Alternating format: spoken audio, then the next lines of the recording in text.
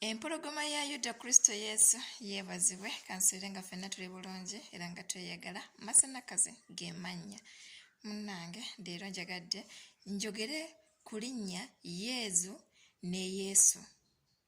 Amannya ago abiri gali mu Luganda agayitibwa Jesus mu Luzungu. Bwe tukireeta mu Luganda Abakatuliki bamuyita Yezu ate mu balokole weewaawo n'amakanisa amalala gamuyita Yesu. Haleluya. Ekintu ekyo ekya Yezu ne Yesu nze mbale sikirinaamu buzibu era bwe mba mbadde ntera okuboogerako njogera Yezu ne Yesu byonna bye bimu nga bwe tunaagamba Maliyamu ne Maliya nga sikirinaako nsonga. Weewaawo Maliya tetujja mmuteekako nnyo nsonga Maliyamu ne Maliya kubanga mu balokole tumuyita Maliyamu ate mu basira bamuyita Mariyamu ate mu balokole mu Bakatuliki bamuyita Maliya. Oyo ye tugenda mwogerako kubanga munnange oyo ye ekitiibwa kye kiringa ekyange naawe kubanga ye bayitibwa buyitibwa omukyala bambi eyaweebwa omukisa. Mu bangi gwe yalonda naye nga si wakkuliriza nti tumusinze kati ate ne kagenda mu Bakatuliki ate ekyo ne kiziba ekitiibwa kya Mukama waffe Yesu gwe baatuuma Yezu. Antichrist olwaleero gwe ŋŋenda okwolesa. Antichrist yeetuuma Yezu mu Bakatuliki nawe bw'obuyinza okwogera ku maddiini kyova olaba sitya ne bwaba paapa nga azze n'ayimirira wendi. No. Simutya. Haleluya. Kyenjagala okwogerako obujulizi bw'omwami omu bwansinze okunsaanuula kubanga nalina okulowooza neŋŋamba Yezu ne Yesu bonna beebamu amannya ge gamu naye omwami Beni Katamba najja naawe obujulizi n'agamba nti yali musajja omusamize okuva ku myaka gye 9 jjajjaawe Nalubowa Zabeeti eyali omusamize omuyitirivu aweereza sitaani okuva ku kitebe ajjuddeko emizimu egy'enjawulo n'amulonda okubeera nga amuddira mu bigere kuba yali alonze mutabani we omuggalanda we naye n'abigaana ng'ate emizimu gye mizibu nnyo mikambwe era nga yatuuka ku ddaala ery'okubeera nti kyayogera kye kibeera ne bakugamba nti omumwa gudde mu kyenyi oba gudde enkoto nga ekyo kye kikubaako. Haleluya. Omwami oyo mutabani we gwe yali alonze n'agaana n'agamba maama ebintu byonze mbitya waakiri n'amuwa obulwadde obumu obuzibu ennyo n'agamba waakiri atwalemu mutabani. Ku batabani be omu n'abigaana naye n'atwalamu ono ayitibwa Beni Katamba. Beni Katamba musajja wati ku myaka 9 n'atwalibwa essese eyo ku bizinga omukyalo oyo gye yali abeera nga gy'atwalira ebintu bye. Omwami lwaki ntuuse kuba obujulizi buno buwanvu ng'atuuka ekiseera yayita mu bingi nga bamulonze okusamirira Uganda n'Obuganda awamu. Yali musajja wa lugave era n'atuuka ku jjinja ly'ekkungu era byonna obujulizi bwa Beni Katamba bundeetera okukyawa ebikolo bya Buganda okubeera nti amawanga from the beginning gaayawukana ku Katonda ow'omu ggulu. Katonda kyava yeesalirawo eggwanga lya Isirayiri libeere eggwanga lye. Mu kisa ekingi n'agamba kaleete omusajja Kristo Yesu buli amukkiriza alokokere ku ye. Kyova olaba tweyawula ku ebyo binnya bingi mizimu biki. Omusota Bemba musota wangi omusota baguyita Bemba gwe gutikkira Ababuganda abakungu abalangira bakabaka guli eyo omwami yagulaba mu Ssese mu bizinga by'Essese naye gwe nnyini gwe gwamuwa akabugo akaliko maapu ya Uganda okubeera ng'agitwala mu maaso. Yakola emizizo mingi nnyo bye sigenda kunyumya olw'obudde. Amakulu ndi ku Yezu ne Yesu. Omusajja oyo yatuuka n'akola eby'emizizo bingi era olunaku lumu baali bamuwadde emizimu 3,000. Emitwalo 3 egyo n'emisota 2 n'omusambwa ogwali gumuyambako okubeera nga gumutambuza nga okugenda mu mawanga tekimwetaagisa kulinnya ennyonyi era mugenda mu yindi eyo balinayo gye batuula gye bakuŋŋaanira ng'abasamize abakuukutivu abaweereza sitaani nga bo mu ddakiika 15 babeera batuuse. Haleluya. Kati omwami ono mu kiseera bali bamusuubiza okugenda e China agende bamuwe emizimu egisingako amaanyi okweyongera okukola emirimu gye nga yali ayakamala mu busamize okumala emyaka 15 okuva ku myaka gye 9 1979. then mu myaka gya 94 n'asinkana mukama waffe Yesu ng'amaze okufuna omwami omu munne basawo bane beeyita basawo amuteresa egyo emizimu yali agenze okukola emikolo egyo egy'okubeera ng'amuteresa emizimu okugyeyambulako okugimusindikira okugimuyambaza like mu ngeri yaabwe bo nga abasamize batera bikwasaganya bambi natuuka n'avaayo ng'entambula ye n'agamba tagenda gikozesa okudda eka kalinnya takisi mu kulinnya takisi ng'ababiro ebyo yonna yonna gy'atambulira omusajja amanyikiddwa okubeera omulogo abatakisi ne bamugaana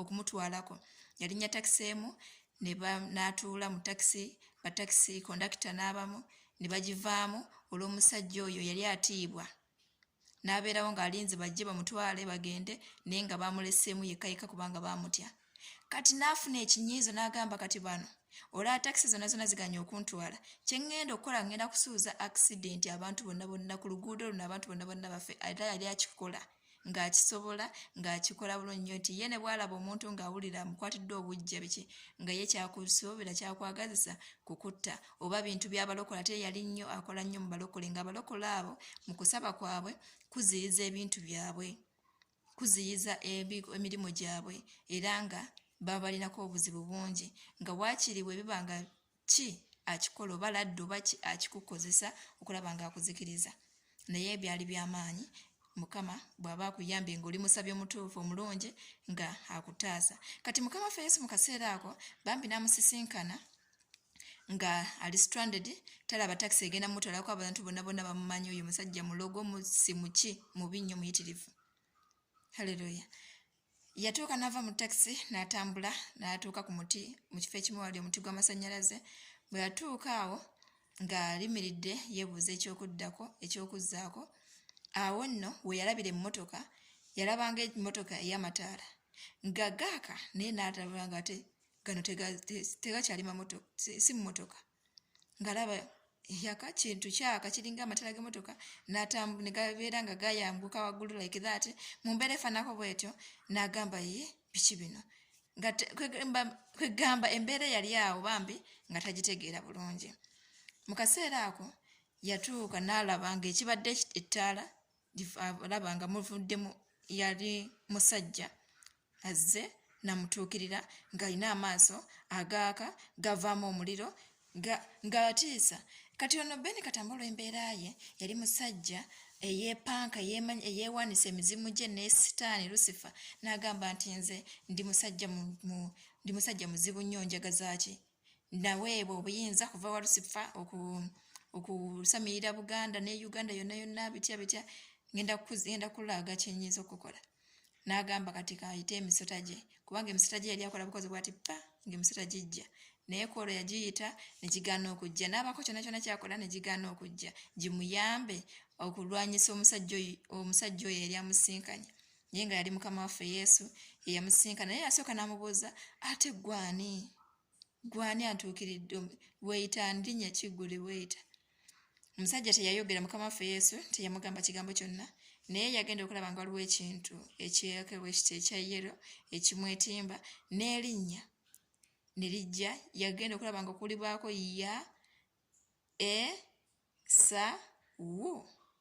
Yesu n'agamba Yesu n'agamba ye nze bulijjo gw'oyigganya gamba nze sikumanyi sikuyigganyangako namugamba badde oyigganya ekkanisa yange n'abasaba okusaba kwonna kubadde ozikiriza yawa obujulizi bungi bwe yalumbangamu amakanisa omuntu kinnoomu asaba ennyo ng'aba bulumba okuva mu mawanga ng'ag'enjawulo waliwo owe Holland waliwo owe ebitundu eby'enjawulo ne mu Uganda abamu ab'enjawulo nga akola ebintu eby'enjawulo ebitakwatagana okubeera ng'azikiriza okusaba kubanga okusaba kwabwe kwabayonoonanga emirimu gyabwe ye yalowooza ng'azikiriza balokole naye nga tamanyi nti ayigganya Yesu ate kyekyali ne ku Sawulo kubanga Sawulo yali agenda ayigganya ekkanisa era mukama waffe Yesu bwe yamusinka n'amugamba onjigganyiza ki Pawulo onjigganyiza ki Sawulo n'amubuuza gwani mukama wange ti nze Yesu ng'oyigganya kati ne kirabika neekuwona omusajja olwaleero mulamu Mr. Ben Katamba mukama waffe Yesu yamusinkana 294 olwaleero obujulizi bwe buli ose ogenda